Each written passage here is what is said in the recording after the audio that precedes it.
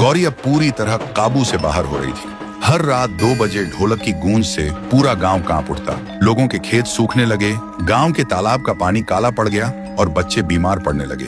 गांव के लोग डर के मारे भागने लगे, लेकिन तभी एक अजनबी गांव में आते देखे। उसका नाम था कालू बाबा। कहते थे कि कालू बाबा के पास एक पुरानी मंत्रों से भरी तांत्रिक घंटी है, उससे वो कई बार भूत प्रेत भगा चुका था। गांव वालों ने उससे गुहार लगाई, कालू जी, गौरी को बचा लो, वरना ये थुंग थुंग सबको मार डालेगा। कालू ने घर के पास गौरी को देखा। वो लाल आंखों से ढोलक बजा रही थी और हर ताल के साथ जमीन हिल रही थी। देखते ही कालू समझ गया और वही मंत्रों से भरी घंटी बजाने लगा। गौरी चीख उठी और ढोलक अपने आप थम गई, लेकिन तभी उसके गले से 2 आवाजें निकली। एक गौरी की मासूम आवाज, मुझे बचा लो, और दूसरी थुंग थुंग की गहरी आवाज, कोई मुझे रोक नहीं सकता। कालू ने फिर से घंटी बजाना शुरू किया और मंत्र पढ़ने लगा। ढोलक और घंटी की आवाज आपस में टकराने लगी। पूरा आसमान काला हो गया। गौरी जमीन पर गिर पड़ी और उसके शरीर से धुआं निकलने लगा। उस धुएं में थुंग थुंग का भयानक चेहरा दिखने लगा।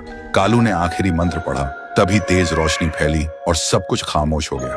फिर कालू ने गांव वालों को इकट्ठा करके कहा, श्राप अभी खत्म नहीं हुआ है, थुंग थुंग सिर्फ दबा है, मिटा नहीं। एक दिन ये फिर लौटेगा और तब कोई नहीं रोक पाएगा।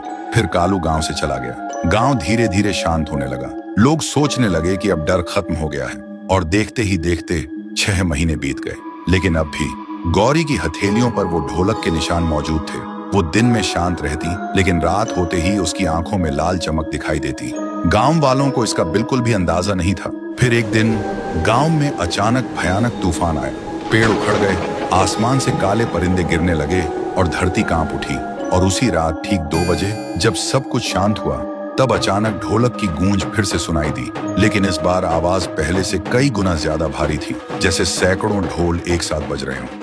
लोगों ने देखा, गौरी अब इंसान नहीं रही। उसका शरीर अब पूरी तरह थुंग थुंग में बदल चुका था और उसके चारों तरफ सैकड़ों आत्माएं घूम रही थी। वो सब आत्माएं जो कभी थुंग थुंग की ढोलक में कैद थी। सबसे अजीब बात यह थी, उसके पास अब ढोलक नहीं था, लेकिन फिर भी ढोलक बज रहा था। गांव का हर घर ढोलक की आवाज से कांप रहा था। बच्चे चीखने लगे, बुजुर्ग बेहोश होकर गिर पड़े। फिर सुबह होते ही गांव के लोग इकट्ठा होकर कहने लगे, इस बार सिर्फ गांव नहीं, पूरा इलाका खतरे में है। और तभी कालू बाबा गांव में फिर से आते दिखे। इस बार उनके हाथ में एक चमकता हुआ हथियार था और उनके चेहरे पर विश्वास कि वो इस बुराई को हमेशा के लिए खत्म करेंगे। लेकिन अब सवाल ये है, क्या कालू बाबा थुंग थुंग को हरा पाएंगे, या फिर पूरी दुनिया उसकी ढोलक की ताल पर मिट जाएगी? अगर जानना चाहते हो तो कमेंट करो, पार्ट 4 चाहिए।